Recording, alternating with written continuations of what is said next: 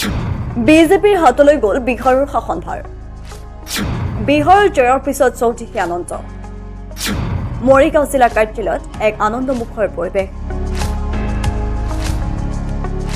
বিহাৰত বিজেপি জয়ক লৈ ভাৰতীয় জনতা পাৰ্টীৰ জিলা কাৰ্যালয়ত উৎসৱমুখৰ পৰিৱেশ।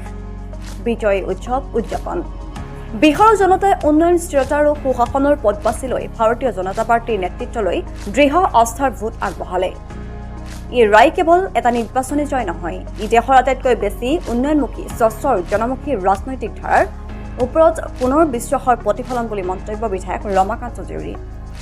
এই ঐতিহাসিক বিজয়ৰ আনন্দত ভাৰতীয় জনতা পাৰ্টীৰ মৰিগাঁও জিলা কাৰ্যালয়ৰ আজি উৎসৱমুখৰ তথা উল্লাসমুখৰ পৰিৱেশত বিজয় আনন্দৰ উৎসৱ কৰা হয়।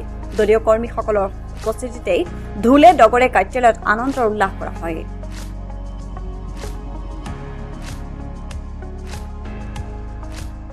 আজি বিজেপি বিজয় যাত্ৰা, এই বিজয় যাত্ৰা মহাযুদ্ধ, কংগ্ৰেছৰ মহাযুদ্ধ নিশেষ হৈ গৈছে, ইয়াত বিচ্ছিন্ন হৈ গৈছে।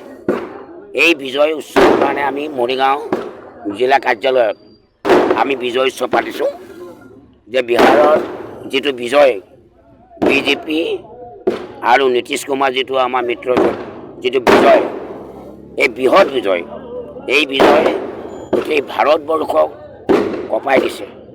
আৰু আগন্তুক আমাৰ যি বিধানসভা আহিছে অসমত, ইয়াত প্ৰভাৱ পৰিব বা নিশ্চিত 100%। আমিও বিজয় উৎসৱ পাতিম অসমত, আৰু 4 মাহৰ পিছত অসমত এনেধৰণে আমাৰ বিজয় উৎসৱ হ'ব, তাত কোনো সন্দেহ নাই। গতিকে এইবাৰ বৰ আচৰিত কথা, বৰ দুখৰ কথা, ৰাহুল গান্ধী নেতৃত্বত যি মহাজোঁট, এই মহাজোঁট একেবাৰে নিচিন্ন হৈ গৈছে। আচৰিত কথা, এনেকুৱা এটা মহাজোঁটে ধ্বংস হৈ গৈছে পৃথিৱীত, ভাৰতবৰ্ষত। এই মহাজোঁটটোৱে আমাৰ অসমত যিবিলাক মহাজোঁট পাতিছে, এইবিলাকৰ ধ্বংস হৈ যাব। ইয়াই আজি বিহাৰৰ যি নিৰ্বাচন, তাই প্ৰতিফলন ঘটিব। গতিকে তাত সন্দেহ নাই।